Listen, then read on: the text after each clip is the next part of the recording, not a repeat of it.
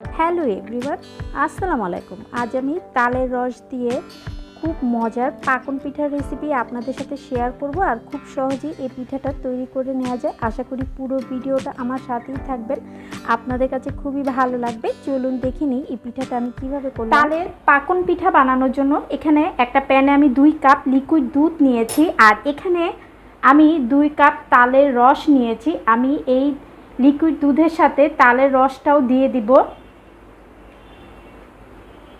সম্পূর্ণ তালের রসটা আমি দিয়ে দিয়েছি। আর এই তালের রসের সাথে আমি দিয়ে দিব হাফ চা চামচ লবণ, আর সেই সাথে দিয়ে দিব আমি এখানে 1 টেবিল চামচ আমি সাদা তিল নিয়েছি। এই তিলটা অপশনাল, আপনারা চাইলে কিন্তু স্কিপ করতে পারেন, কিন্তু এটা দিলেও কিন্তু পিঠার টেস্টটা অনেক ভালো আসে। আর বাইটে বাইটে তিলের যেই ফ্লেভারটা খুবই ভালো লাগে। এখন আমি সবগুলো নেড়েচেড়ে মিক্স করে নিচ্ছি আর অপেক্ষা করব একটা বলক আসা পর্যন্ত। দুধে বলক চলে এসেছে। এখন এখানে আমি ময়দা নিয়েছি। আমি যতটুকু ময়দা লাগে ঠিক ততটুকুই দিব। প্রথমেই আমি 1 কাপ ময়দা দিচ্ছি, তারপর আরও 1 কাপ ময়দা দিলাম। টোটাল আমি 2 কাপ ময়দা দিয়েছি। তারপর আমি চুলার আঁচটা মিডিয়ামে রেখে এই ময়দার সাথে আমি এটা মিক্স করে নিব, একটা কাই তৈরি করে নিব। এই ময়দার মিশ্রণের সাথে আমি 1 কাপ পরিমাণ নারকেল কুচি নিয়েছি, আমি নারকেল কুচিটাও দিয়ে দিচ্ছি। তারপর খুব ভালোভাবে আমি মিক্স করে নিব। আর আজকে এই পাকন পিঠাটা কিন্তু আমি ময়দা দিয়ে করছি, আপনারা কিন্তু চাইলে চালের গুঁড়া দিয়েও করতে পারেন। আর আজকে আমি ময়দা দিয়ে এই পিঠাটা আপনাদের সাথে শেয়ার করছি। আর এটা চালের গুঁড়া দিয়েও কিন্তু করা যায়, চালের গুঁড়া দিয়েও এই পাকন পিঠাটা খেতে খুবই মজা হয়। মিক্স করা কিন্তু হয়ে গিয়েছে। এখন একটা ঢাকনা দিয়ে দিব আর চুলার আঁচটা একদম লোতে করে অপেক্ষা করব 5 মিনিটের মতো। ফিরে এলাম 5 মিনিট পর। এখন আমি নিয়ে নিয়েছি, এটা কিন্তু এখনও গরম আছে, তবে হালকা গরম, খুব বেশি গরম না। এখন আমি খুব ভালোভাবে এটা মথে নিব। আর এটা মথে নেওয়ার আগে আমি ঘি দিব। আমি প্রায় 2 টেবিল স্পুনের মতো আমি ঘি দিয়ে দিব। তারপর খুব ভালোভাবে আমি এই ঘিয়ের সাথে ডোটা মিক্স করে নিব। একদম স্মুথ একটা পিঠার ডো যেরকম হয় সেরকম করে নিতে হবে। আর এই কাজটা খুব ভালোভাবে করতে হবে। খুব ভালোভাবে আমি এই পিঠার ডোটা রেডি করে নিয়েছি। এটা কিন্তু এখন সফট হয়ে গিয়েছে।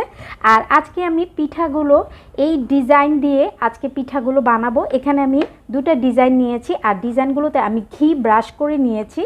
তারপর আমি পিঠা থেকে একটু একটু করে ডো নিব। ডো নিয়ে এটা যেহেতু পাতা শেপ, সেই জন্য আমি ডোটা একটু লম্বা করে নিব, পাতার মতো লম্বা করে নিব। আর এটা দিয়ে গোল ফুল করব, এই জন্য আমি আবার একটু ডো নিব। আর এই ডোটা হবে একটু গোল গোল। আপনারা চাইলে কিন্তু হাতে করেও যে কোনো ফুলের ডিজাইন করে নিতে পারেন। আর ডিজাইন দিয়ে করলে কি হয়, খুব দ্রুত ফুলটা হয়ে যায় আর দেখতেও খুব সুন্দর মনে হয়। তারপর একটু গোল করে নিব, করে আমি ডিজাইনের মাঝ বরাবর আমি ডোটা দিয়ে দিব। তারপর আরেকটা পাশ দিয়ে আমি একটু চেপে ধরব।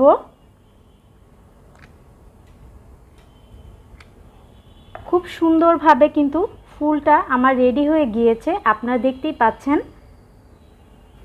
এখন আমি ফুলটা তুলে নিব। আর এখন আমি পাতা দিয়ে আমি আরেকটা ডিজাইন করব। আর পাতা দিয়ে যেটা করব সেটা আমি একটু লম্বা করে নিয়েছি। তারপর আরেকটা পাশ দিয়ে এভাবে চেপে ধরব।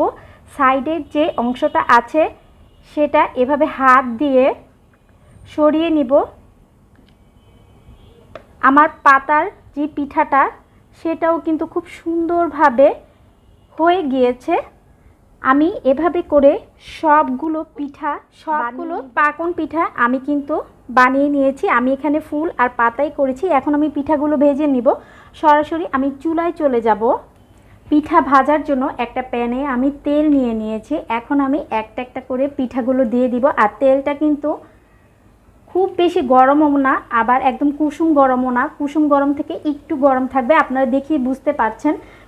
পিঠা আমি এখন একে একে দিয়ে দিব মিডিয়াম আঁচে। এখন আমি পিঠাগুলো ভেজে নিব। যখন এক পাশ হয়ে যাবে আমি অপর পাশটা উল্টে দিব। পিঠাগুলো ভাজা হতে হতে অপর পাশে আমি চিনি শিরা করে নিচ্ছি। এই জন্য আমি 2 কাপ চিনি নিয়েছি আর 4 কাপ পানি দিয়ে দিব। এটা কিন্তু একদম ঘন শিরাও হবে না, আবার একদম পাতলাও হবে না। শিরার সাথে এখন আমি 4টা এলাচ দিয়ে দিচ্ছি। এলাচের ফ্লেভারটা কিন্তু পিঠার সাথে ভালোই লাগে। এখন অপেক্ষা করব একটা বলক আসা পর্যন্ত। এক পাশ হয়ে গিয়েছে, এখন আমি অপর পাশটাও উল্টে দিচ্ছি। পিঠাগুলো ভেজে নেওয়া শেষ। যে পিঠাগুলো ভাজা হয়ে গিয়েছে আমি এগুলো তেল থেকে তুলে নিচ্ছি। এভাবে করে আমি সবগুলো পিঠা ভেজে নিব। এখানে আমার শিরাটা কিন্তু একদম রেডি। আর শিরাটা আপনারা দেখতেই পাচ্ছেন, এটা কিন্তু খুব বেশি ঘন না, আবার একদম পাতলাও না। আর আমি যে পিঠাগুলো ভেজে নিয়েছি, গরম পিঠাগুলো আমি সরাসরি গরম শিরার মধ্যেই দিয়ে দিব। এই যে আমি পিঠাগুলো যে মাত্র তুলে নিলাম, গরম পিঠাগুলো আমি গরম শিরার মধ্যে ভিজিয়ে রাখবো। যখন এক পাশ হয়ে যাবে আমি শিরাগুলো একটু পিঠাগুলো অপর পাশটা শিরাতে ভিজিয়ে নিব।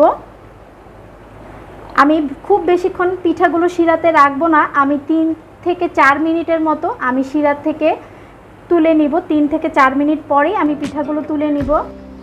4 মিনিটের মতো আমি পিঠাগুলো শিরাতে ভিজিয়ে রেখেছি। এখন আমি সবগুলো পিঠা